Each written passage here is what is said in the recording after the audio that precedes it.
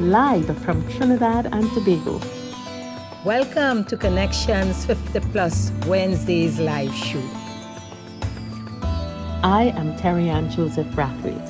And I am Jennifer Gibbons Joseph.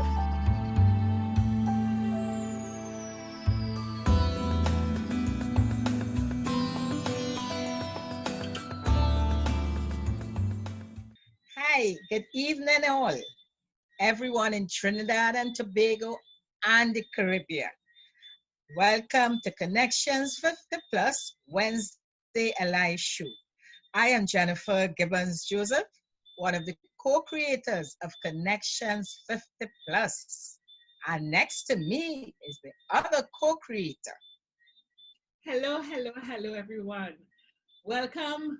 Great afternoon. I am Terry Ann Joseph Brathwaite, and really happy to be here. We are one day away from the start of the last quarter of 2020. Isn't that something, Terry? One day away from the beginning of the last quarter.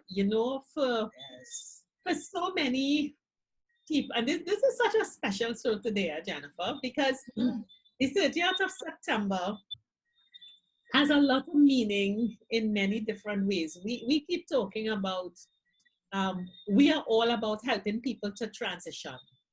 Transition from the second act of life to the third act of life. 30th of September is not only the end of the third quarter of the year, you're going into the last quarter, but on the other side of life, it's the end of the financial year for many companies. Many people start thinking about next year around this time. And Jen, we did something that's it's quite interesting. You sent out an invitation yesterday and today to have a chat. So Jen, what was driving us? Because we are the 30th of September and we sending, preparing for the last quarter. We transitioning. I agree with you. At this time, I'm used to coming out of finance and sales. Normally, coming down to the last quarter, you reflect in terms of what has happened during the previous months and how can you achieve the goals, things that you did not achieve before. What can you do to really achieve these goals? What action you have to take? So it came to me and chatting with you, you say, this is time for people to take action. You only have 3 more months, really, not even a total of 3 months. But if you don't take action now, when would you start taking action? So that was the start. And in thinking of, okay, we want our followers to take action to achieve their goals, and especially during this pandemic time, people tend to give up. Like, what sense does it make? Why pursue it? And they lose hope or they lose sight of their goals. Because for us, connections, we have to achieve our goals. Yep. And we have been putting things in place to make sure that what we want for our followers, that we put it out there and we achieve our goals of helping them. So, I thought, yes, what actions they should take, what is really happening now, and what would the 50 plus cohort, what would they want for themselves? You said, just type yes if you're 50 plus and ready to take action in any of the listed areas. You talked about first resetting your goals for a better life. Yes. Second, creating a workable financial plan. Third, enjoy a healthy and active life. Fourth, be a successful entrepreneur. And fifth, remove any blocks in the way and happily move on. Yes. Powerful questions. So we sent out the invitation inviting you all to join us on our Zoom platform and to discuss and to share ideas of how we can really transition to live happy and to be, successful and prosperous and all the things that we want for ourselves as we on the third act. We're already on the third act. So for this, now we're going on a lovely, we have an extended show today. So there's the old movie, Guess Who's Coming to Dinner? Well, we did not know who was coming to dinner. Definitely. And we are just so pleased with our discussion, and we are sure that you're going to be pleased too. So relax and join us as we have a discussion on, did you say yes to taking action? And here is what our guests talked about in action. So that is essentially what we're doing, bringing people who don't necessarily know each other together to have a conversation about what's going on, so that we can all be better in the end. So we'll start off by just very quickly, let's just say who we are. So Kathleen, let's start with you. Kathleen Lois Garcia. I've been an employee of the Massey Group of Companies since 1975. So I'm now happily retired. I am also have been an active credit unionist and an avid sports person. If you have a team and you want somebody on it, I am the person. Okay, Barbara? Yes, I was an educator for 30 years and then I retired. And kept busy after that, got into entrepreneurship, life skills, creating products. I think COVID is what slowed me down. I had to come to a stop, but retire, as you say, only two. So I'm happy to be part of a program and to share what I've learned. Great. Diane. Hi. What side of myself should I describe? Say first in New York City. I'm pretty close to New York City, really enjoying it. And it's great to be in this place. I didn't plan to be here. My aging mother, when I saw her, I thought, no, I really want to be where she is. And I'm coming up with some solutions for folks who, particularly women, who make that shift to be close to their aging parents. I'm coming up with some exciting solutions. But who and what I am, somebody who helps people organize their lives. And it can begin with organizing a closet or organizing an office. And because of what you have to do to move a space around and so on, you get in touch with so much. But I like people to see visually. Okay. Their lives change, but more importantly, after I leave, because I believe they are left stronger and with new insights, after I leave, where their life takes off to. Robert? Okay, well, my name is Robert LaHunt. I am a retired bank executive with Republic Bank.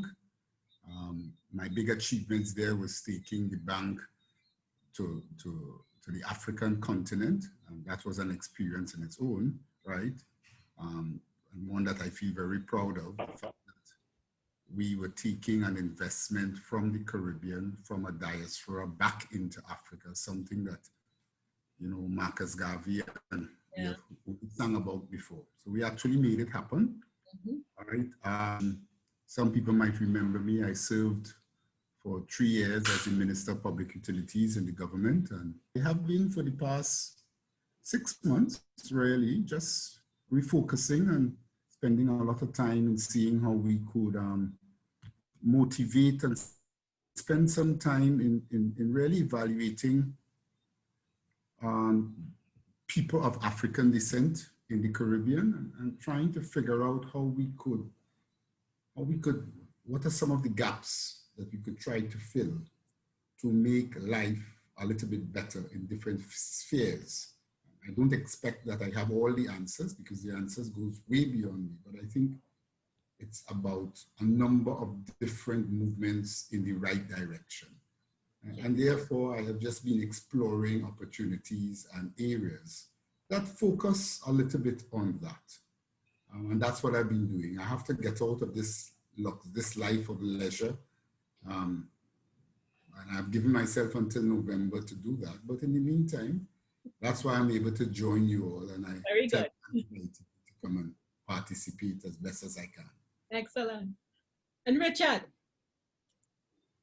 Hi, I have been an independent creative working through the region, and I have found myself in a position where I have been guiding, empowering, steering, being a steward for others because they saw something in me that I wasn't even aware of in myself, because there was no precedent in the area that I chose, which was to brand the Caribbean style and present it to the world and to affirm it. And this style is not just in the garments and in the clothes, but in our ways of associating and in the creative ways of expression. So I have moved from the Bahamas to the Guyanas. I have been hired by governments to kind of motivate young people and to give them direction and to articulate how they are and impact it on the products and services that they present. Because, you know, we grow up in a post-colonial space which just approximates Western culture things instead of affirm who we can be. So I, a history buff, so all of that is I use in my unearthing and investigating of who we are for the new possibility. So COVID has come at a time, a really crossroad time for me, because I'm not as technically savvy as I should be.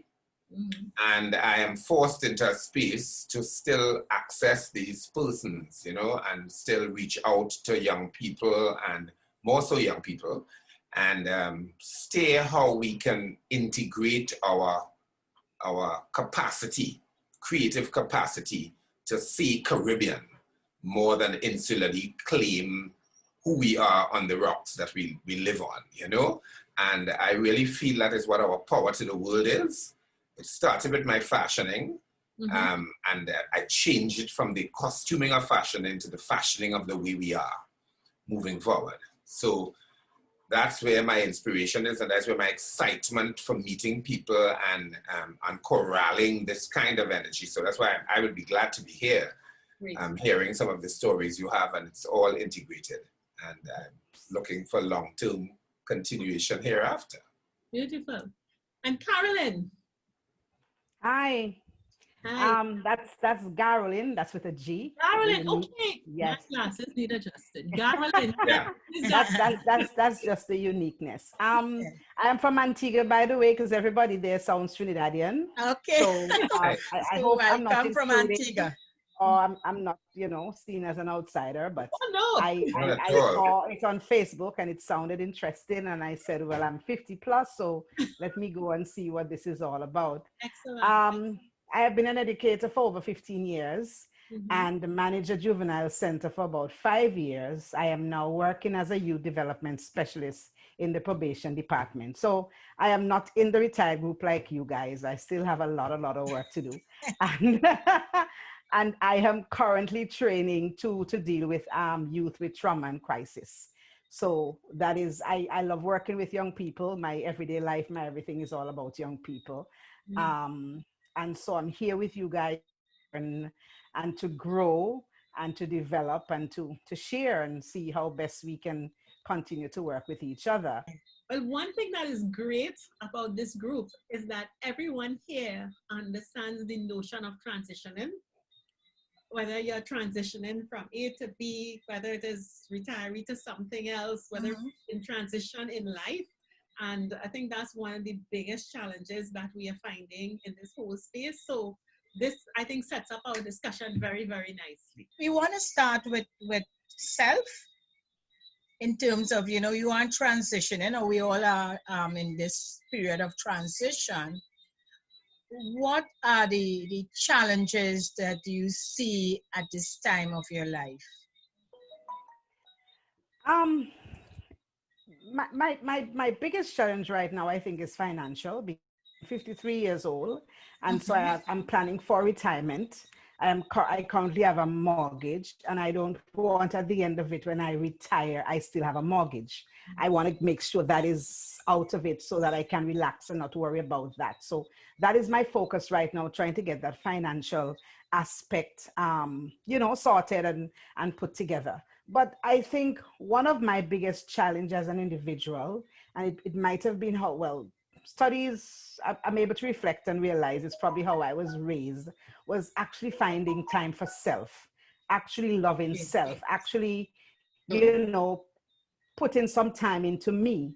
And I think COVID brought me to that reality where I realized, hey, I'm not getting up to do breakfast anybody. If you want to eat, you do it for yourself. I just started loving me more and spending time with me, doing the things that I love to do, because I loved reading, and I haven't read a full book in years. So during, the height of lockdown, I was able to get like 3 books download on my Kindle, and I read. And so, I think that is where I'm at now, focusing on me as an individual, developing me, loving me. And I still have love for else, but somehow I'm a priority. And that is where I am right now. Hey, thanks for sharing. So we open the floor for others to join and let us know at this time, what do you see as a challenge, if any at all? The challenge for me is what next to do. Because I'm a doer. Garland was able to find time to deal with her at an earlier age than I did. Actually, I only really considered the me last year. This was after 2 years into retirement. I was still on the credit union board and doing everything I need to do to make everybody else happy except me. Then I decided, listen, I am going to make a decision for me. I love traveling. So whether it was opportune or inopportune or divine, I decided I was going to travel last year at a time when it's a critical time in the life of the organization, where you have your annual general meeting coming up and things like that. So I decided where the chips would fall where they may. And I believe in God and his wondrous works. And I don't believe anything happens by chance. So I embraced the opportunity to not be a board member anymore. And it was the happiest, freest time of my life since last year, where I realized how much of me that I left out. But having said that though, I feel a little guilty sometimes, because I feel I have a lot of life in me, and I think I've been a little too lazy at this point in time. But it is very, very important in all that we do and help and service and all that, that we ensure that we invest in ourselves, not only technically, but in pleasure. I think in retrospect, I really did myself an injustice, not enjoying life as much as I should have. And having decided to do it, here comes COVID. All right. But I have embraced COVID, because a lot of what is happening with COVID and the measures that are being implemented as a result of COVID, I am very happy with, and I hope it continues, because I have always had issues with some of the unhygienic practices I've seen, and people take so much for granted, and I have embraced it to the point where maybe I'm a little too extreme, because I really don't want to get out there too much. So my challenge is really what next to do. Great. Who's next? Barbara, you're muted. Nice. Yes. Well, you ladies have really echoed some of my sentiments. I had been a hard worker at school. I was a vice principal for 10 years. I worked it out. And then when I left, I went into life skills. Actually, I worked at a private school for a little while, because money you had to wait on the gratuity, so you had to find something to do. So I did that at a private school, and that was good. It just lasted a year. And then the life skills came up, which I really learned to enjoy. And it was financially benefiting, but also fulfilling. and I really enjoyed that. And then that came to an end, and several things happened after that. Life skills went into different modes at UE, that kind of thing. And then alongside came the business, you know, where I created games, environmental, but like Robert and Richard talked about, and I think Garland, the young people. It has always been that whatever programs I do, the life skills is one part of it, but the games, the programs, the values-based programs and so on is all about schools, developing young people. That's my passion. I still feel that, you know, I would like to leave a legacy where that is concerned, because, you know, a lot of creative ideas have come in. And I did do a year at a school in Laventille because I wanted to experience what the students there go through, why the failure and all of that. And I became a school life coach at one of the secondary schools. And I really learned a lot. I have a lot to share, you know, with whoever is really working on that. And yeah, but in the meantime, I have learned to enjoy myself, to be free. COVID has helped me to be free, that my time is mine. So I want to give a little, but I have taken some for myself. So it's fun, gardening, all sorts of new things, and I'm really enjoying it all. Yes. Yeah. So yes, Diane.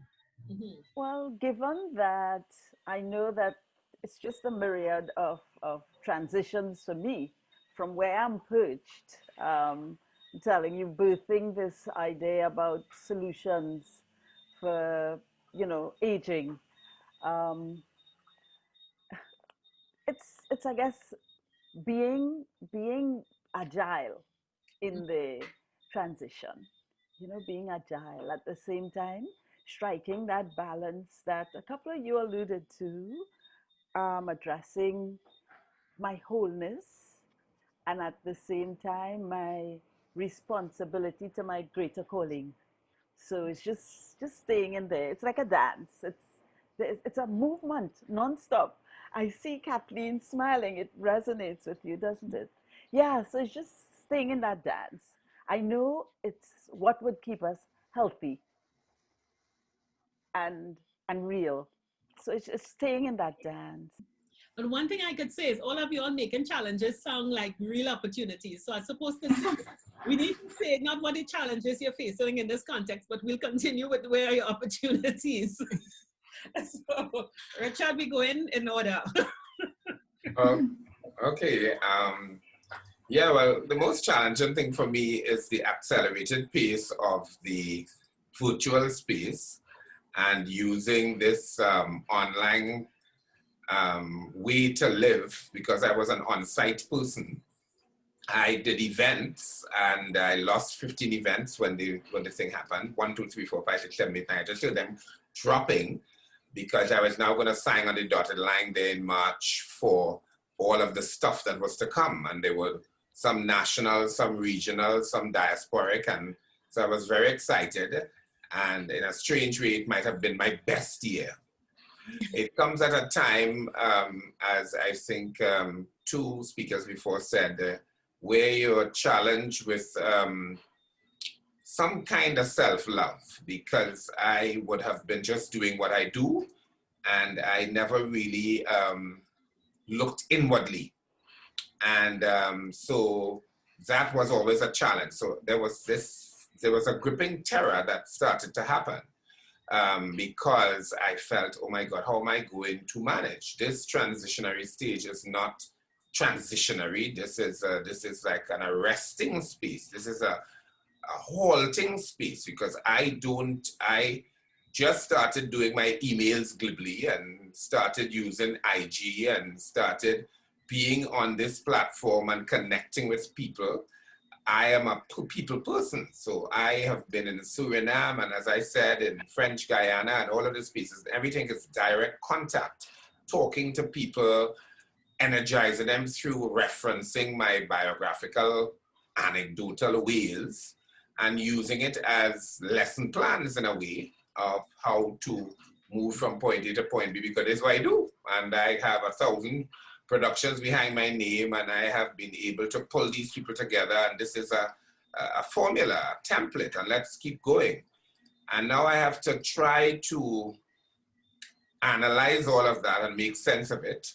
And fortunately, in an organic way and in a palpable way, to use that term that Diane just used, things just started falling in place. But I don't feel it's by accident. It has to be a convergence of what you would call relationship collateral over the period that is now steering itself my way, and I now have to roll with it.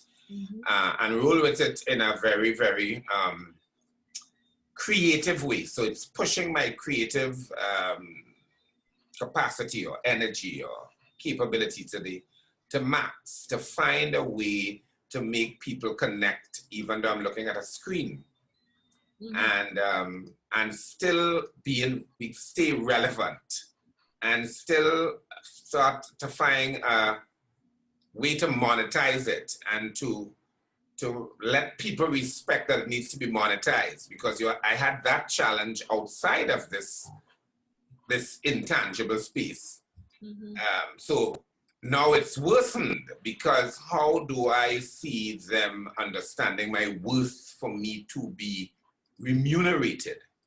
And so it's really pushing me that to some points where I get up, as I shared with both Jen and Terry, that I would get up in the night, and it's like a really new phase of life in a real sense. It's almost like carried me back to my youth almost. Of what you were wide-eyed back then, I am now again. So really, I understand age in a different way, because it has nothing to do with age. This is about sustenance. This is about stability, sustainability, and in a kind of nihilistic way, your last hurrah. This is you in the last quarter, and you had to make this thing make sense for not only you, but others around you, as well as people who are looking to you as an exemplar. Great, thanks so much. Keith, we can jump to you. We're talking about the challenges in this period of transition, because everyone here is transitioning, not only because of COVID, but because of life. Good afternoon, everybody. The name is Keith Wood. I call myself a financial advisor, financial counselor.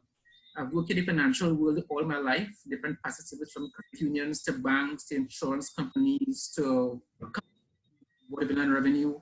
So I kind of have a good sense of financial environment locally, internationally, some, because there is a lot more complex and complicated. So I work basically in the financial world. And for many people, like I just finished a counseling session. I had to run from this to get here before you all close up for me. Changing in this first era had me a bit very much challenged and concerned, even a bit, to be frank, fearful, because it's very, really, really unknown and uncharted territory. It's things that we had to adjust to that we did not know before, and things that we had to change to that we were aware of before, like Richard said, but never really took it on too much, but now you have to do it or else. Luckily, I'm in a field where I work in a mandatory environment, so the law maintains what I do right now, so which is insurance. So you have to do insurance, so we had to work through the pandemic to keep people insured. And I don't know how many people know, but nothing moves in this world without insurance. Nothing, absolutely nothing of all kinds of insurance there is. So we had to work and keep at it. But I think we all have to, as Richard said again, most of all, we have to really repackage and represent ourselves. This Zoom meeting for me, I did, in the last week, I did about 4. But to get accustomed to the non-contact kind of relationship with people, it's still somewhat challenging for me. So I think for those of us who have to reach out to people and maybe even earn an income by it, is the need to adjust, adapt, and understand how you reach people in a new way. And I'll give you a good example. I think the entertainers in this country have it down to a science already. I looked at the test the other night. Any show? Yeah. How did you feel when you were in that show? Even though you were in your own living room, you felt the energy, you felt the emotion, you You felt the music. The music, it did not feel as though you were in your own home. You feel like you was in a fete. And if you move back the chairs a bit and you started a party, you'd have gotten the emotion, gotten the feeling you wanted to get. So I think in all we do, we have to track what I call transition, this kind of into the virtual world, if you want to call it that, but be able to carry over the emotion with, I don't know how that can be done, but I'm trying. The next thing for many people, you have to learn how to now monetize it.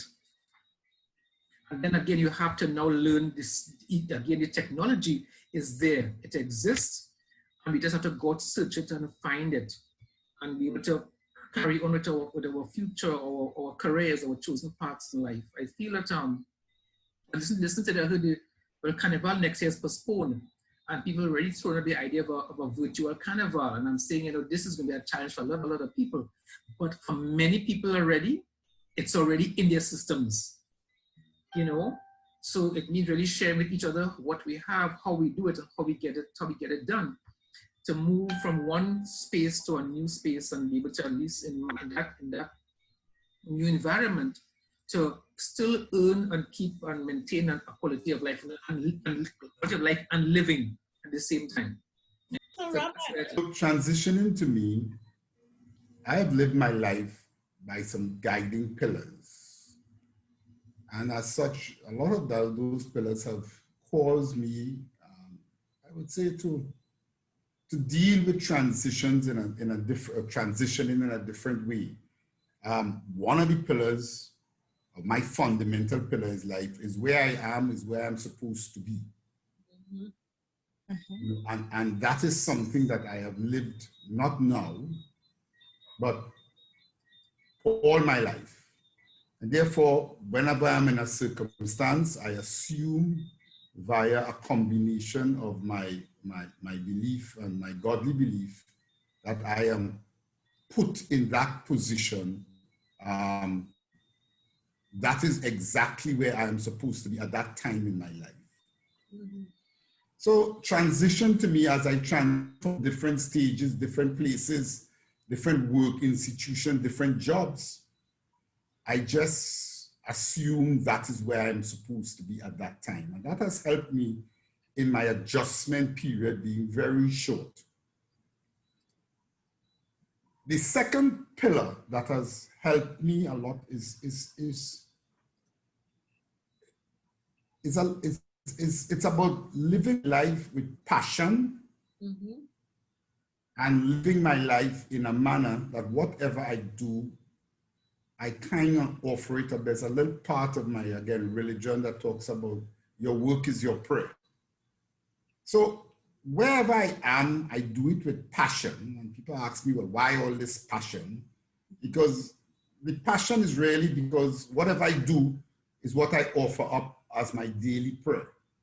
So therefore, I have to do it with passion because I'm offering it up. I don't go around praying, but I offer my work as my prayer. And therefore, I live a life of passion in wherever the circumstances is present.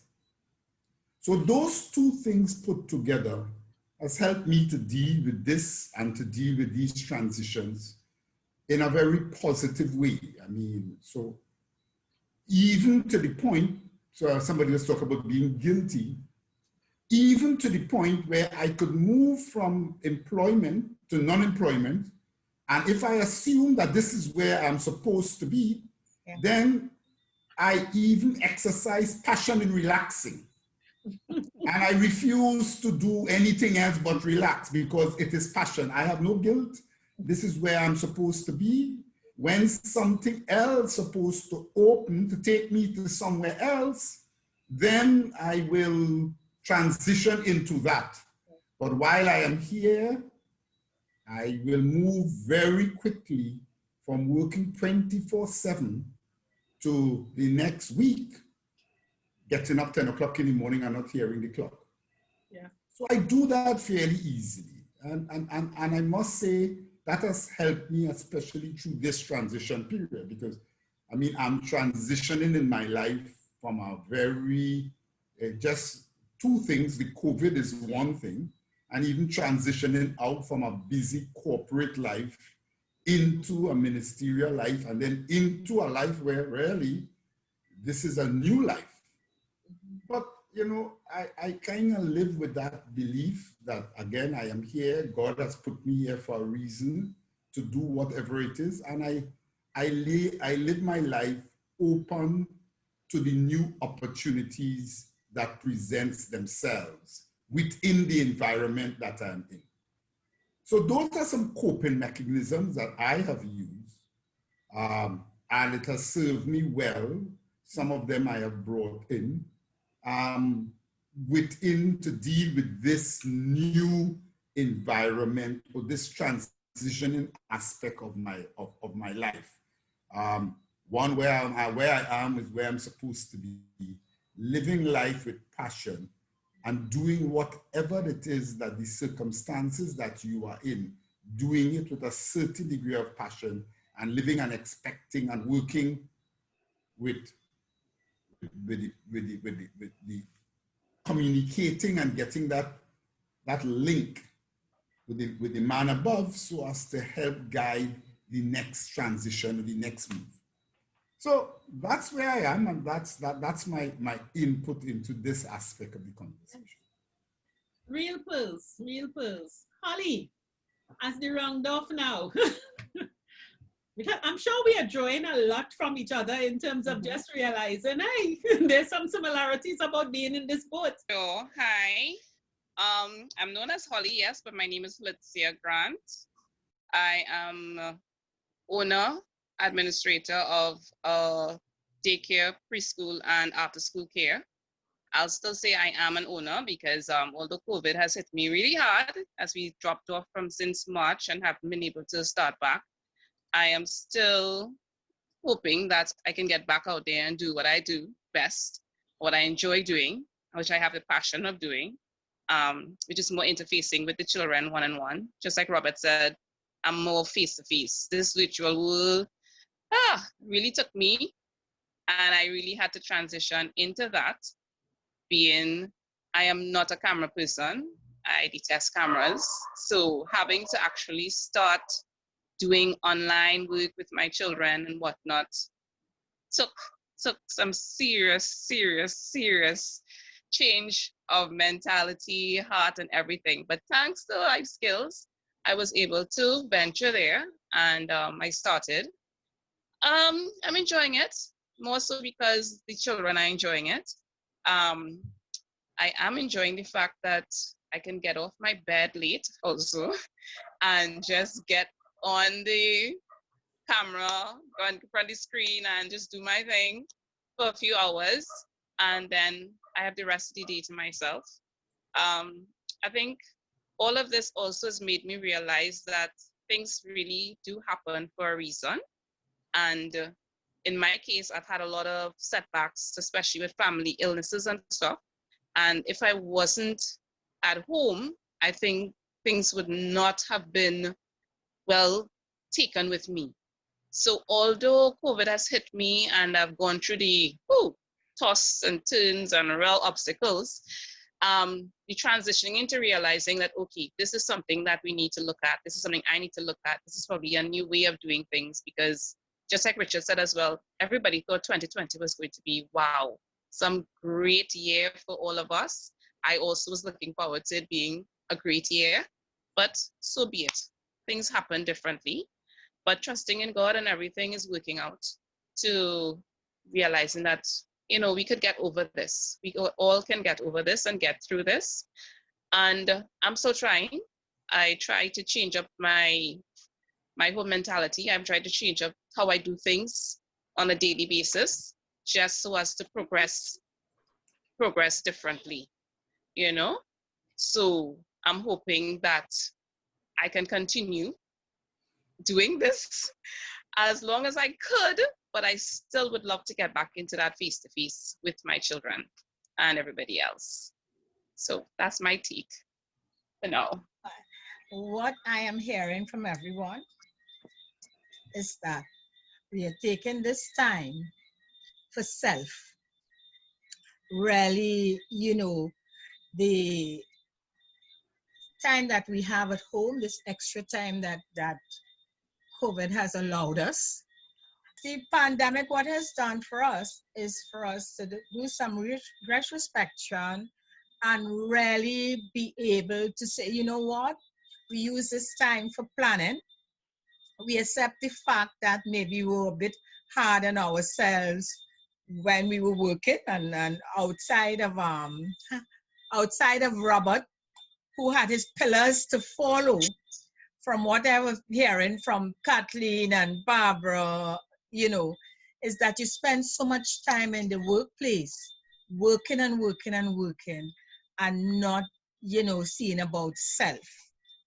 You know, so moving forward, and Terry-Ann said it before, listening to you all, the challenges became opportunities. I didn't hear the challenges. I didn't hear challenges actually. Yeah. I was only hearing about the opportunities and what you're all going to be doing moving forward. So I found that's very good. Ulrich, welcome. You are not too late. We are still on. Yes, I realize. Good afternoon. You know, yes. So one of the things that I really like about this discussion, and it's, as I said at the start, conversation is such a powerful tool because it opens the door for us sharing ideas, and you know, no one is accustomed to what is going on now. You might be accustomed to a little lockdown in your village, in your house for a period of time, but when the world has lockdown, and for everything, we have two main themes. One of them is, how do I keep myself together mentally, well-being as it were, and another great concern about maintaining income and converting what you're doing. A lot of you all use the word monetizing your skill, finding another way to drive that income, because I mean, it adds up into the economy, it adds up into your life and everything like that.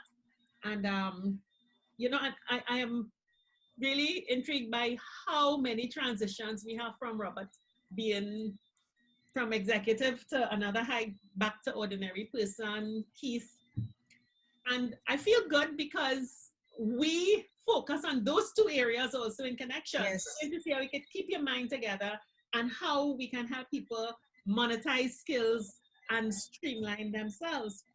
So if we could just, having heard each person's story, if we could, and I know we talk going good and we're going to give ourselves just probably 15 minutes more to round it off. I think we might have to have a part 2 of this discussion. You know, and we focus on that monetizing. Would you mind us focusing on that discussion? Because I think it was reflected in every conversation. What do I do? The world has changed. How I reach, how I do the work I used to do must change. And in some instances, the business that I had has just disappeared completely. Yeah. How are we going at making money, monetizing what we do, what skills we have, what are some of the issues that we are facing, fears that we may have, or victories that we may have encountered in that whole process? Okay, for me, I had to learn about the platform, Zoom and that kind of thing. And then because I do life skills and that's normally interactive, I had to find ways and means to see how I can bring interactive into a platform situation. You know, the few times that I've done it, I see it can work. It's not the same, but it's possible. You know, so that it means that you can still reach the young people once we can get them, and that's the next challenge: reaching the clientele that you want to reach. Yeah. Mm-hmm. Richard, you talked about some serious challenges with making, continuing to earn your living, given that you are an experienced person and an event person. So I have done, you know, we always used to hear the term diversifying the economy as a way to deal with the economic situation. And that diversification, self-imposed, is about reinventing yourself. So other talents that I probably would have taken for granted because I always wrote copy. I wrote for columns. I wrote pitches to corporate and governmental agencies for partnering, and so have now become something people are looking to me to help with. So like I've just finished editing a book of 14 stories written by 14 men from around the world.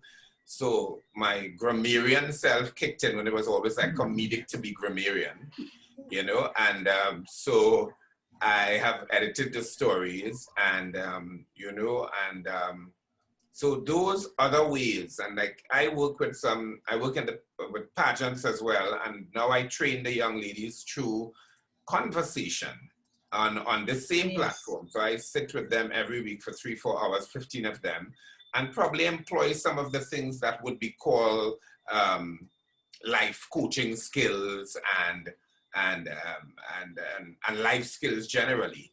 But being able to sell your story is what I really am saying. So it comes right back to my whole belief in our Caribbean identity. So it's about identity branding. So now identity branding has a lot of value in this creative space that is what is going to give impetus to understand the change, you know, because that's what's going to give you a distinctiveness and your unique value as opposed to just sharing in the values that exist in the world.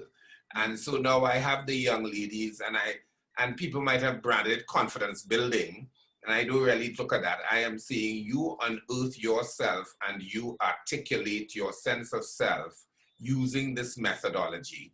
And I feel very fulfilled till I have some people now who are tech savvy telling me I need to document that into this virtual space as a way to probably find money earning, because you have worked out a formula and they hear me doing the sessions and they say, but like you're giving away a lot of stuff. And I said, what do you mean? That's just what I do. I always did this, you know, about how to analyze yourself, unearth your real potential, data process it literally, and now present it.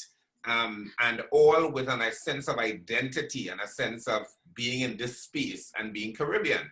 So now it has value for the whole world to hear, because your stories are going to get this World Book of Records, because nobody else had a story. It's yours that comes from you, from wherever you live in, with whatever your shortcomings were and how you were able to cross the threshold of your shortcomings now becomes ways of doing things.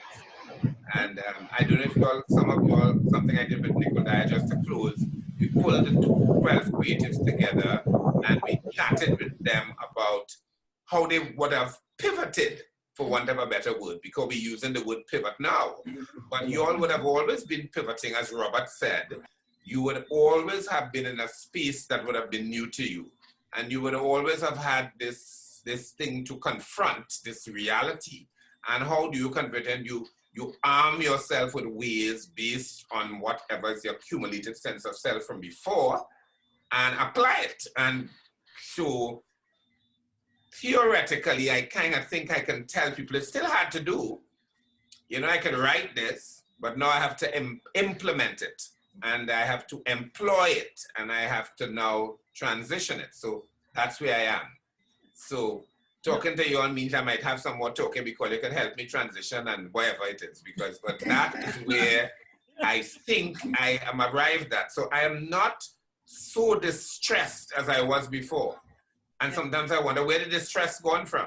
How could it go? Because the reality is there. There's no money nowhere. There are no jobs. Every single thing you have to create. And you have to give it that little oomph factor that makes somebody think it's valuable so you can be paid. I will say this before we go on to the next person, Jennifer. I'm hearing most people get to that point of I've discovered this gold mine and I have something that I can do and I can monetize it, and they could see the person there who will pay for it, and they have it here and they have no idea what is the bridge, but the bridge is something that we sometimes don't like, and it's called selling. You know, you've got to go and ask for that dollar. You've got to go and ask for it. And that presents, that is the challenge, I think, for a lot of us in making that pivot, if we want to use the new word, to the new space. And I know one person who could talk about that. Robert, you wanted to say something? No, I wanted to jump in on that a little bit too, on that point too, because, you know, one of the things that this time has also taught me is a little bit of, I suppose, because you have the time, is to, and I want to urge people to recognize their own internal talent.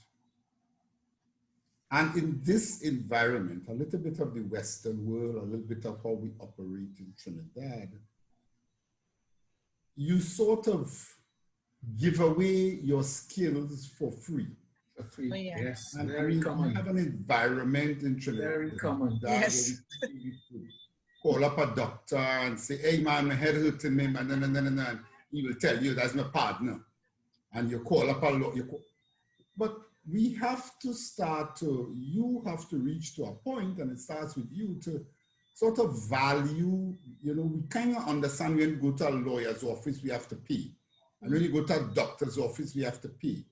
But there are lots of intellectual information that you have, and you have to sit and understand what is your intellectual skill and be in a position to not feel guilty in charging for those services that you provide, and not be giving them away free. So that is something I want to urge people to start to value. And I mean, don't expect in other environments,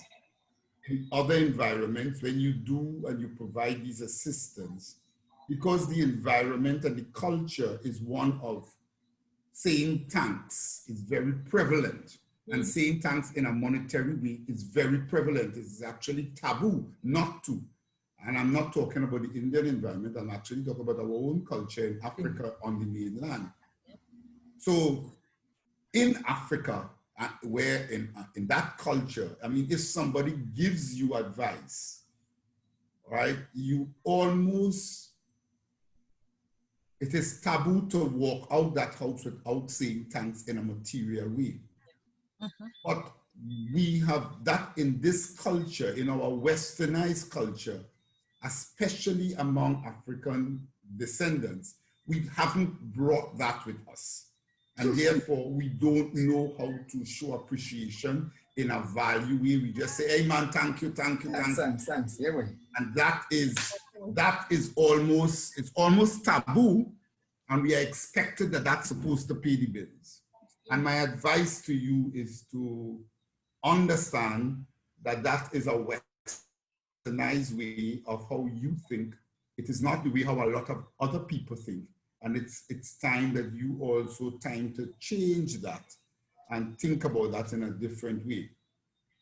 The other thing that this environment has brought starkly as a reality to me, I mean, and I understand it from a banking perspective. You kind of learn it in finance and you try to impart it. But then as a bank, you always trying to sell and market the whole idea of loans. And what this big sudden change has brought to me, and I hope as we go through life, is we have to be careful as to how we manage debt in our lives. Because what this sudden change has shown us is that sometimes life bowls you some balls that you are not expecting. And it is good to be found in those times a little bit debt-free, because if you have too much debt, then it could be to your detriment. So my advice again is to, as we get out of this, not saying that you should not go into debt, but make sure the debt that you go into is productive debt, even if that means I'm going to enjoy it. So when I sit back here and during this time, I say, well, boy, I had a great time in St. Lucia last year, and you could say what I enjoyed that. But make sure that as these banks encourage you to get into debt, that you get into the debt in a useful, productive manner, and not in a debt that is blowing it for, because this debt has a way of coming back to bite you. And the people who, if you have found yourself with a lot of debt, non-productive debt, at this time, it will not be to your benefit. So that's a little bit of going forward, all right, from a finance perspective. And as I said, in the first case, you know, we really need to, as we go through this, each one of ourselves, knowledge working in a credit union is knowledge that you have got gained, all right? Giving financial advice is advice and knowledge that you have gained. And therefore, you might not be in a business selling a particular product, but you have your own intellectual knowledge that you now need to not allow people, without being selfish, or put some value on yourself and let not people use you in taking that information from you for free. So I have gotten a keen sense of that during this time, and I thought I will share that. Excellent. I want to just invite Ulrich to just give a reflection. You came in on the last end of it, and I know that based on the little interactions we've had, people might want to add a 2 cents. So Ulrich, based on what you've heard, what comments you want to make? Ulrich Miller, a retiree. Yes, Ulrich Miller, retired. I retired as a chief risk officer from a large insurance organization. Currently, I sit on several boards, and basically, I do a number of things in terms of Carnival, which is not on, as we heard. Yes, but virtual. yes, but generally do things as it relates to risk and anti-money laundering. And I want to take off from what Robert said, which was basically that you have to understand your skill set, skills that you have, and learn how to monetize that skill set. And I'll give you a for instance. Just prior to my retiring, I did my certification in anti-money laundering. And I started to, of course, do policies and what have you for financial institutions. But it's important to keep abreast of where things are going. So for example, as you follow that quote unquote rabbit hole of the anti-money laundering, you realize that the government is moving towards bringing more and more organizations into compliance with anti-money laundering, as has been mandated by some of the global organizations. So you find that, they've just moved from financial institutions, for example, all the way across to NPOs, nonprofit organizations. They now have to have a compliance program. So by moving from the finance environment, understanding and starting to do research on NPOs and NGOs, you start to understand what their needs are, and therefore you're able to provide a program for them. And as a result of that service, you are being paid for that. And the same is going to apply for jewelers and lawyers and doctors. So it's as I say, a rabbit hole, because you just continue checking and making sure that as the legislature, as you keep abreast of the legislation, and as you look towards how these various categories or industries do their work, and you become more familiar with that, you're able to provide the policy that they need in order to be compliant with either the FIU or whichever supervisory regulatory body that they have. And therefore you're continuously having work because you're continuing to provide that. But that requires that service, but that requires a mindset. A very important mindset is that of being positive. I think a lot of times when we go through issues or times like these, you tend to get more negative and, people are more, their shoulders kind of drop.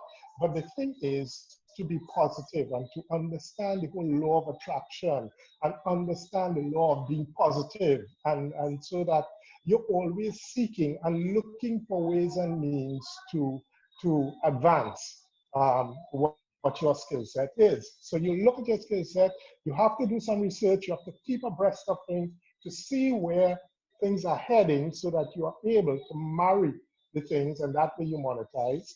But also a huge part of it is your headset, ensuring that you're always positive and you are continuously applying and looking and utilizing that law of attraction. Mm-hmm. So that, yeah. Well, Tarian, so I'm looking at the time. I know we went beyond. But what I would like to do, Tarian, at this stage, and thank you so much, Ulrich, and I think we had everyone, share with us their thoughts, is just to share also with you and the connections, 50 plus, what we are also doing to help our 50 plus cohort transition. And from what has been said there, we are definitely, can align to what you have said. Because in terms of and I will just start with the mindset, and Terry, and we'll just wind up at this stage. Because of what has been happening and having listened to, others like yourself, share with us what is happening and what they're going through. We thought, yes, the first thing, and Ulrich said it, and Robert also, is about your mindset. So what we have done, we have collaborated with an industrial and organizational psychologist, and we have who has created assessments to help us in terms of to help the clients, understand best who they are and look at their skill set, and us guiding them now. When we do our sessions, we start with that. So they are starting with a very positive mindset. So all our programs, the first thing that we do is ensure that there is an assessment to assess, your capabilities, etc. And from there, as a life coach and a life and energy coach, I would help now, persons to build more on their confidence and make sure they are ready to go to the next step, which would be Terry Ann, looking at the skills and help them to monetize it. So Terry Ann, I'll just, just a bit of that I wanted to share, especially as Ulrich was emphasizing about starting with a positive mindset. Yeah, definitely. And I mean, I'm so, time is really a thief of everything. All of us are, as we discuss here, this has turned out to be so much more than we expected. But we didn't expect a lot. We just said it's time to bring people together and let us start to talk, because you have a common interest going through everyone. And you all touched on the points. As I said, people know this is what I've been doing this. And as Robert said, because we are accustomed doing, we give it away, because it's nice and it's not polite and it's my partner and I know this one and that one. And we don't realize when people are tapping into us and taking what is our value, our intellectual value. This is what we have and what we're worth. And very often we don't know how to shape it. I mean, I could say, all right, Kathy would have been in credit union, Barbara in education, Richard in style, Keith, your experience in finance, Diane, you have a breadth of experience and Ulrich is there. But very often we don't know how to translate that into something that satisfies somebody's need or solve somebody's problem, attach a price to it, and then have that transaction. And that is essentially what we do in our entrepreneurship and SME programs, and it is some of you all here have encountered us in that context also. And it is so important that we have this conversation. It has done a lot to affirm the work that we do. And it's important that we support each other and help each other to, in this transition period, to identify what is it that we do that is of value, attach a price to it, and then find our way to the place, that marketplace, where we can trade it and get another source of income. Because at the end of the day, that's the ultimate transition. And as Robert said, you are where you're supposed to be. We are all supposed to be here. And one thing that I'm very happy to hear is that none of us are in panic mode or despair mode. All of us are in discovery mode, and all of us are, there's a term Jan and I have coined for one of our soon to be announced things. It's in an executive mindset. Meaning not that big boss in the job, but the executive is the person who does, who gets themselves up and gets it done. And I relate that, Ulrich, to your positive mindset. It's so important. And I think we did a fantastic job of validating. And I think to round off, we could just let you're going to see more of us on what we are doing and so on. But I would just like to give everybody an opportunity to, make a little closing comment in terms of where are you with your executive mindset and where you're going and what's going on there. Let me invite you, Keith. Ask permission because we look at the time that if it's okay. Yes. For everybody to give us a last thing we're doing. Yeah. to say that, yes. Yeah, I'll say that I've kind of come to that term very quickly, that space. I saw, like Robert has mentioned earlier and Ulrich as well, didn't know how to ask for what I do. And now it comes almost automatic. It's almost automatic. I have two companies I work with that pay me for what I do right now all the time. And I know the numbers are increasing. I have a third one for me now, and a fourth one's going to ask me to join them as well. So it's just kind of cascading. So really ask for what you deserve, and you earn what you deserve.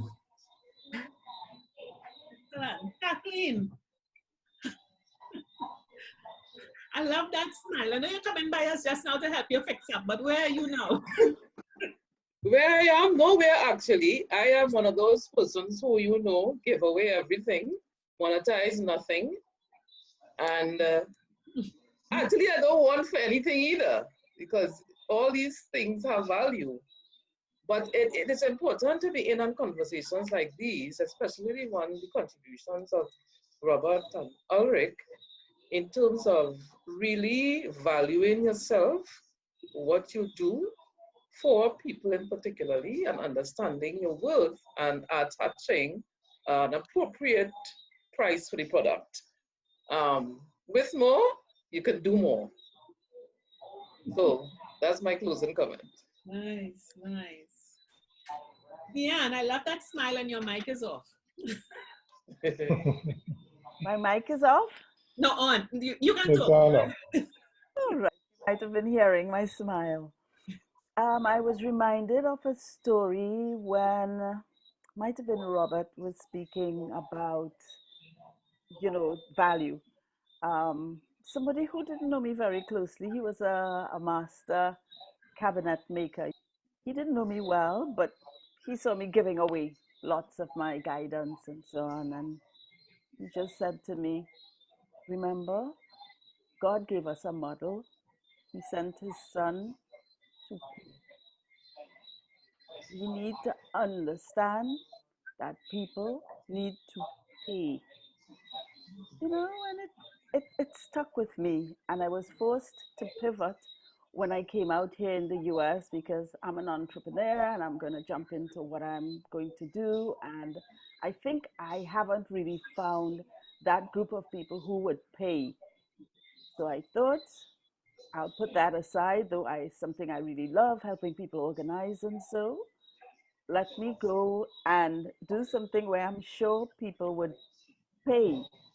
And I answered a calling accidentally and got into the financial arena, and I'm really making a difference in people's lives. But that understanding your worth, I decided I'm not going to throw it away. 3 months was enough of that. paying is important. And if I had to shift to something where I'm guaranteed pay, that was really, really important. So that theme that surfaced and is really very central is very important. Self-worth, and then staring it, sitting in front, and this is what I'm worth. And going forward really resonated throughout what everyone said. And so Excellent. Thank you. thank you guys for coordinating this. Jennifer, my dear friend Terry-Ann, awesome. Barbara, your closing comments. Yes, well, I thought that some very salient points came up. It reminded me that there are so many aspects of this thing. I tend to be more on the passionate side, and I will give away a lot of the times, my information. And what I realized I have to look now to is how to monetize. But I knew I had to adjust first and learn. So I've done that, I'm doing that. But now it's the monetizing, and also how do you get the new clientele? How do you reach out to get that, target group? But it's a process, and I'm really glad that I was here to hear all of this. Yeah. The two strong P words for me were passion and positivism. I do think I have the passion. I do think I engendered the positivism. It isn't necessarily all the times manifest in me. I do a great performance of passing it on. And because there's a lack of precedent, more so in the areas that I work in, to reach the point of saying, this is my value, it feels a little more challenging, because there is a very few of who I am and few of creative. The intangible space of the creative is still there being discerned, and we really have to work on that. But I am definitely at the crossroads of understanding that it's a talent, a gift, and I have to bear it with responsibility, and therefore I have to reward myself for being bestowed this gift, and so I can live a better life so that I can continue to be of use and purpose. So all of that is going on at this late stage of my existence, which is really something that I tell you, it's almost like I was propelled back into my youth. I am standing in my shoes and wondered, starry-eyed at the future, and seeing a lot of potential to stay in the alliterative P's, to get profit from my passion and my positivism. Let's just say that. Excellent. Holly, how are you? You're mute. Yes.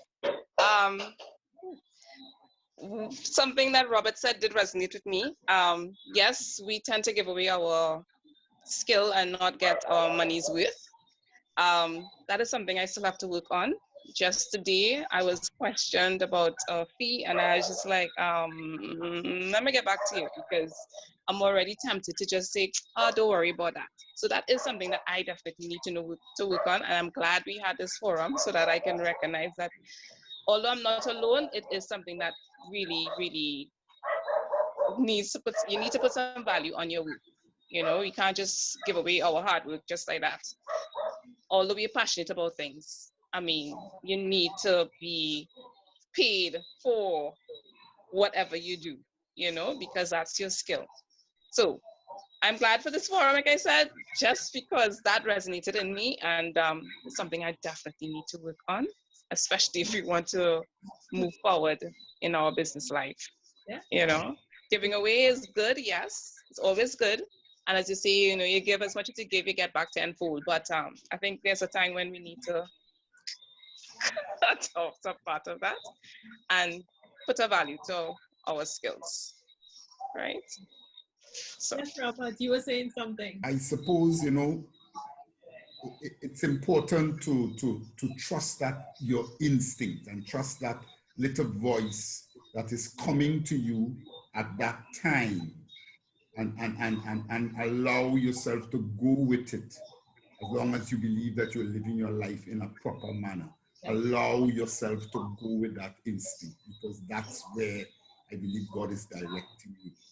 That's my little advice, so that you kind of have that confidence in that instinct whilst you're living your life in what you consider, in the way that you're supposed to live your life.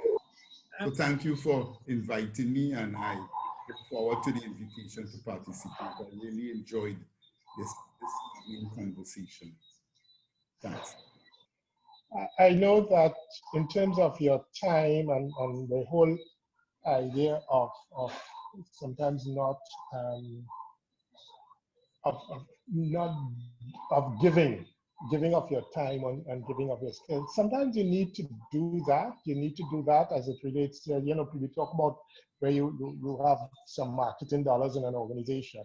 The same thing you need to do with yourself. Sometimes you need to give of that skill so that you can do two things: get more experience, get more knowledge in that particular field, or for example, it might be that by giving in that particular to that particular person or individual or organization, they in turn then market your skills to others, and so it returns to you 2 and 3-fold and sometimes 10-fold. So sometimes you have to do those things to attract what you want. So there is that aspect of it as well, and you've got to understand that that is part of the whole monetization of what you're doing. Mm-hmm. This is the first, and Jan and I will certainly be continuing these conversations because they parallel with the work that we do. And very often it's important to, you know, have people exchange ideas and really discover what they need. And then they come into us and we help them. And it starts with really understanding self. So I really want to thank you all for sharing this time and sharing your ideas so generously and accepting our invitations to be here. We'll do it again. Jen? Okay, so again, just thank you so much. I mean, I keep looking at the time, and you all just spend so much time with us this evening. I feel honored.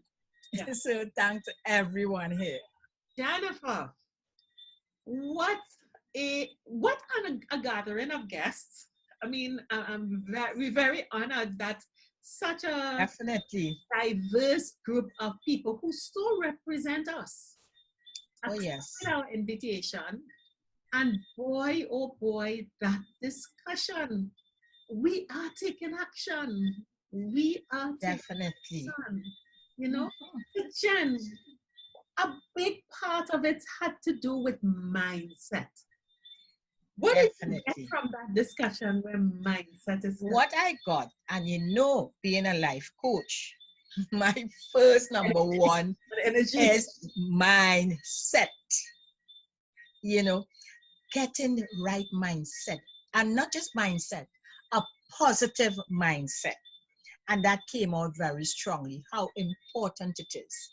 And what reinforced for us, Terian, on Connections 50 Plus, is that it was number one for us in all our programs. Yeah. You know, getting that, and as we tell our clients that we have included assessments, life transition assessment, psychometric assessments to start our program. So we fix the mind first. And when you're positive, then we move on. So definitely, yes. And, you know, and to see that, you know, to hear it coming from our guests without really knowing all our programs, that said something. Yes, I keep saying we're on the right track. I mean, Kathleen talking about what do you do next? You know, but still understanding the mind. You know, we had Richard and his insightfulness, you know, in that space, sort of finding your legs. You know the legs are there, but they have to be put in a different. Yes. It's not that you're lost. It's in a different position. And not just that, Terian, the understand, and Richard said it very well, especially him being in the creative field. He is so talented and has so much to offer. But how do you create a product out of talent? out of creativity and monetize it, you know? So that was also important, which says again that, and I go back, I may be repeating, but we do have the entrepreneurial assessment, which will help our clients to really know their skills. You know, it bring out what really are the skill set. Yeah. And then from there, they learn how to build a business with it and monetize the skills. Yeah, absolutely. You know, that mindset, you know, I talked about, Robert said something that was so important that I think would guide people in terms of not being worried. If you accept and believe that you are where you are supposed to be, we are all supposed to be in 2020 in the middle of a pandemic. Wow. So find the opportunity inside of there and live every day with passion. That's such a powerful statement, you know? And I totally believe that, Terrian, you just accept this is where we're supposed to be. Yeah. And that removes the anxiety and that fear and that stress that we put on ourselves. No, it was really, really important. You know, the transition stories, Barbara talking about her journey from education and the importance, Barbara, Diane, all of them, life skills. Understanding and training in life skills. And that training dealing with young people, now translating it into themselves, and so many getting into entrepreneurship. And you know, our followers have met Keith before, but Keith talked about his business turning his, let me put it back, because Robert started it and Ulrich continued. That importance of, in this new era where everything appears to have turned upside down. I mean, it's so echoed our movement from the second act to the third act. And the third act, yes. That we didn't prep anyone, but it is the skills that you've had that will now give you the means and the basis to go forward. And that word, how do you monetize those skills? That's entrepreneurship. And what came up to Tarian, and especially with us as 50 plus, and that we had to learn new technology. You know, we had to embrace technology, realize that, hey, for us to move forward, even in the teaching, even with life skills, that, you know, you had to learn how to get the youths involved now without you being, you know, physically in front of them. And that is important, you know, for us at 50 plus to embrace that technology. And what was beautiful is that everyone adapted. You know, oh yes, definitely. Because I mean, we talk every single day, and yes, I don't feel that I'm isolated at all. But then when I think about it, I say, bye, I don't leave my house. Yes. But I meet so many people on the platform. But it was really, really, I mean, everyone would have listened to the conversation. All of our presenters really gave such rich content. Kathleen, Carolyn, Barbara, Diane, Robert, Keith, Richard, Ulrich, Carolyn, sorry, not Carolyn. Such rich content. And Jan, what I'm most proud about. And Holly too came in there. Holly, yes, Holly was there. Holly, sorry. Holly also, such different backgrounds. But Jan, what I'm so proud about is that they endorsed and validated that there is a solution to get there, and our research program really does deliver on all those points that was made. And we really do want to invite people to go onto the, click on it, go onto the landing page. You've gotten the testimonials from people. It is the end of September. We're going into the last quarter. This is where, you see Self Inc., you, who are you, we have to move into 2021, and because of 2020, 2021 is going to be very different. You've got to sit back and think, what is my reset position? What is my pivot position? How am I going to go forward?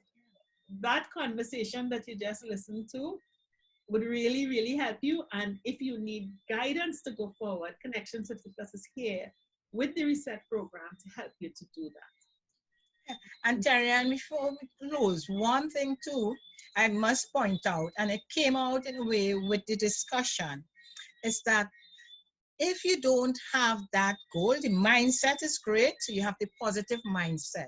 But to move forward, you must set the goals. You know? And sometimes, I shouldn't say sometimes, but when we chat with clients and some never even set out goals, actually write out or plan what they want to do, that is important. And when you don't do that, we can't get ahead. Yeah. And with the prime time reset, when you do the assessment and you fix your mind and you understand your skills, then you sit down and plan. And we need to plan, and we're going back with, you need to take action. Yes. We need to take action to move forward. And that is what and that's what the reset program does. Help you to take action to move forward. So you have the last quarter. You have 3 months. Right.